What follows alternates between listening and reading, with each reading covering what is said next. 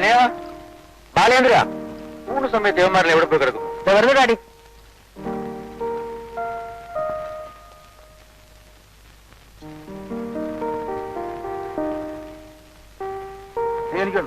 എന്തോ ഞാൻ കഴിക്കാറില്ല. അച്ഛന്റെ മുമ്പിലായിരിക്കും. കഴിക്കുമെങ്കിൽ കഴിച്ചോളൂ. തനിക്ക് വേണമായിരിക്കും. തരത്തില്ല. തരാം, പ്രായപൂർത്തിയാകട്ടെ. പ്രായപൂർത്തിയായിട്ടല്ലേ ഓരോരുത്തർ ഓരോന്ന് ചെയ്യുന്നത്. എനിക്ക് വയസ്സ് 20ആയി.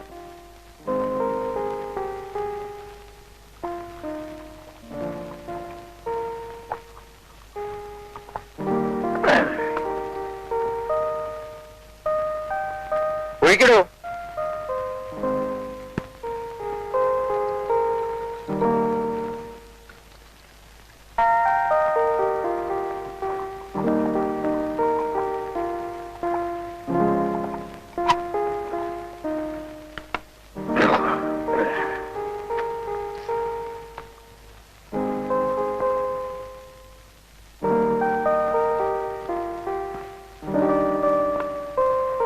ഡാഡി ഇനി അധികം കഴിക്കണ്ട.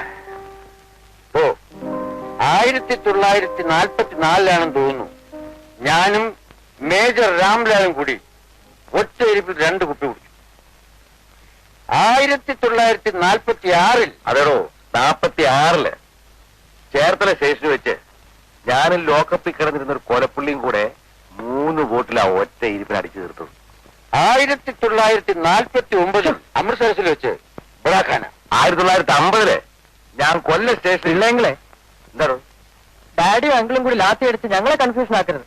അത് നിനക്ക് ആ സ്മോൾ വരാത്ത വൈരാഗ്യത്തിന് നീ എനിക്കിട്ടൊന്ന് വെച്ചതല്ലേ. അപ്പോഴേ പോലീസും പട്ടാളവും കൂടെ ഞങ്ങളെങ്ങനെ ഇരുത്തി വധിക്കരുത്. ഒരു തുള്ളി ആഹാരം കഴിച്ചിട്ട് 2 പേരും ഭക്ഷണം കഴിച്ചിട്ട് ഞങ്ങളുടെ ആബ്സൻസിൽ എന്ത് വേണേലും അയക്കും. എന്നാലേ നമുക്ക് തുടങ്ങാം. ജോലിയുണ്ട്. ഇനി ആഹാരം കഴിച്ചിട്ട് മതി. മതി കഴിച്ചു ഇങ്ങോട്ടാ.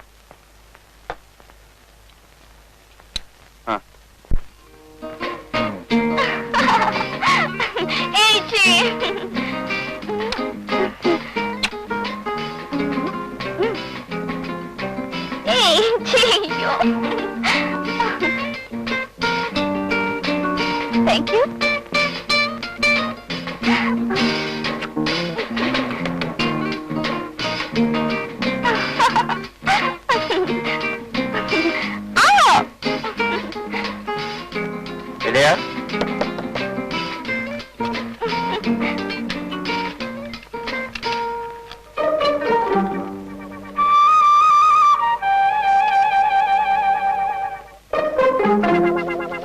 ദേവി, വിശകൊന്നും ഉണ്ടാക്കരുതേ.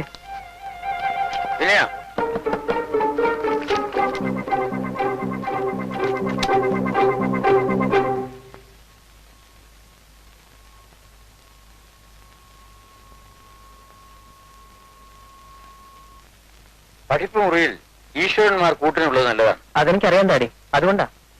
ഗുഡ്. വിനയ, നീ എന്നും അമ്പലത്തിൽ പോകാറുണ്ടോ? നീ ക്ഷേത്രത്തിൽ പോയി എന്താ പ്രാർത്ഥിക്കാറുള്ളത്? ഞാനെന്നും അമ്പലത്തിൽ വരുന്നത് നിന്നെ കാണാൻ വേണ്ടിയാണെന്ന് വീട്ടിൽ ആർക്കും അറിയില്ല. അവരുടെ എല്ലാം വിചാരം എനിക്ക് വലിയ ഈശ്വരഭക്തിയാണെന്ന്. നീ എന്താ ആലോചിക്കുന്നത്? ചോദിച്ചു കേട്ടില്ലേ? എനിക്കും എന്റെ ഡാഡിക്കും എല്ലാ ഐശ്വര്യങ്ങളും തരണമെന്നാണ് ഞാൻ പ്രാർത്ഥിക്കാറുള്ളത്. യുദ്ധരംഗത്ത് ശത്രുക്കളെ നേരിടേണ്ടി വന്നിട്ടുള്ളപ്പോ കയ്യിലുള്ള ആയുധത്തെക്കാൾ എനിക്ക് ശക്തിയും ധൈര്യവും തന്നിരുന്നത് മനസ്സിലെ ഈശ്വരന്മാരായിരുന്നു. ആ മണി 10 കിടന്നുറങ്ങ്. നാളെ രാവിലെ പഠിച്ചാൽ മതി. Good night. Good night.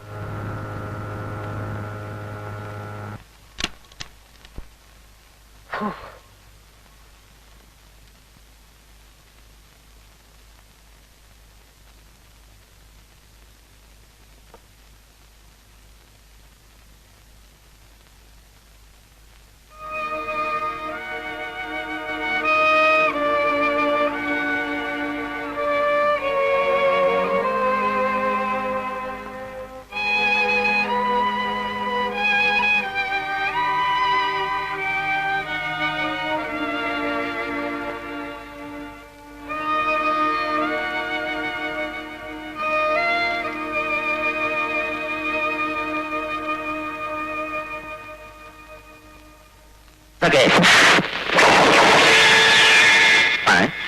देखा, मेरी माँ ने मुझे दूध पिलाया है. क्यों भाई साहब, मैं सच बोल रहा हूँ ना?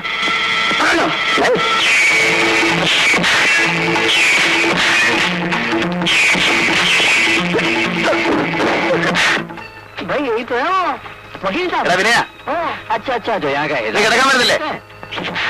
भाई बहुत अच्छा देखते हैं तुम, बहुत अच्छा देखते हैं। എടാ നീ വരുന്നോ ഇല്ലയോ?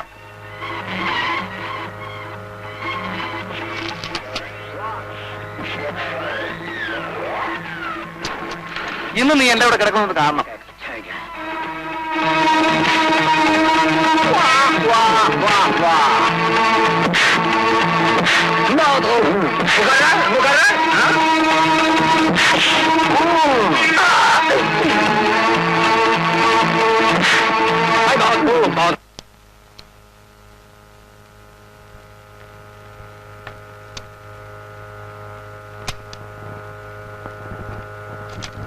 ചേട്ടാ അപ്പോഴേക്കും വാതിൽ കൂട്ടി ഉറക്കമായോ? ചേട്ടാ ആ ഞാൻ ഉറങ്ങി. ഒന്ന് എഴുന്നേറ്റ് വാതിൽ തുറന്നേ. എടാ ഞാൻ നല്ല ഉറക്കത്തിലാ. ശല്യം ചെയ്യാതെ പോകുന്നുണ്ടോ? ആ ഇതെന്ത് പണിയാ ചേട്ടൻ കാണിക്കുന്നത്? ഞാൻ വരുന്നതിന് മുമ്പ് വാതിലടച്ച് കിടക്കുന്നു. ഡാഡി ഈ ചേട്ടൻ ഞാനിപ്പോ ഡാഡിയോട് പറയും കേട്ടോ. എന്നെ കൊണ്ടും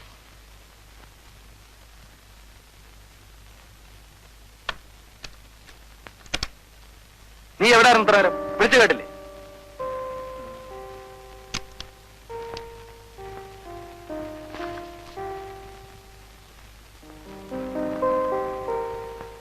അല്ല എന്നും ഇങ്ങനെ എന്റെ കൂടെ കിടക്കാന്നാണോ നിന്റെ വിചാരം? എന്റെ പള്ളി ഉച്ചയ്ക്ക് ഡാഡിയും പിള്ളയെങ്കിലും കൂടി കല്യാണക്കാരും പറഞ്ഞപ്പോഴേ ആള് തുണി വെച്ച് തലയിൽ കെട്ടിയല്ലോ. അപ്പോഴേ ഒരു കാര്യം പറഞ്ഞേക്കാം, എത്രയും വേഗം കല്യാണം കഴിക്കുന്നതൊക്കെ നല്ല കാര്യമാണ്. കല്യാണം കഴിയുമ്പോ എന്നോട് ഇവിടുന്ന് മാറി കിടക്കാൻ പറഞ്ഞേക്കരുത്, അത് നടക്കാത്ത കാര്യമാണ്. ഓ നിന്നെ കൂടെ കിടത്താൻ അങ്ങോട്ട് പോരി. ഞാൻ ഈ മൂലയിൽ എവിടെയെങ്കിലും കണ്ണു അടച്ച് അടങ്ങി ഒതുങ്ങി കിടന്നോളാം.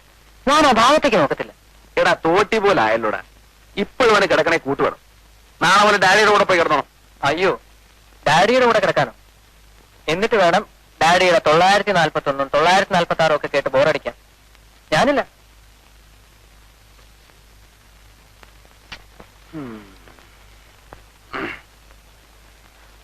കയ്യറാ, എനിക്ക് മുട്ടുന്ന കെട്ടിപ്പിടിക്കുന്ന ഇഷ്ടമല്ലെന്ന് അറിയില്ലേ? ഞാൻ ചേട്ടന്റെ ചക്കര കുട്ടനല്ലേ? കയ്യറും അടങ്ങി ഒതുങ്ങി കിടന്നില്ലെങ്കിൽ കഴുത്തിന് പിടിച്ച് പുറത്ത് കളിയാൻ മാറടയ്ക്കും. ഒറ്റയ്ക്ക് കിടന്ന ദുസ്വപ്നം കണ്ട് പേടിച്ച് മൂത്രം ഒഴിക്കും അത്രേ. ഇവിടെ കിടക്കുന്നത് കൊള്ളാം. ബെഡിലെങ്ങാനും മൂത്രം ഒഴിച്ചാണ്ടല്ലോ. കൂട്ടിനൊരാളുണ്ടെങ്കിൽ ഞാൻ മുള്ളത്തില്ല ചേട്ടാ. കിടന്നുറങ്ങ്, എനിക്ക് വെളുപ്പിൽ എഴുതിട്ട് പോകണതാ.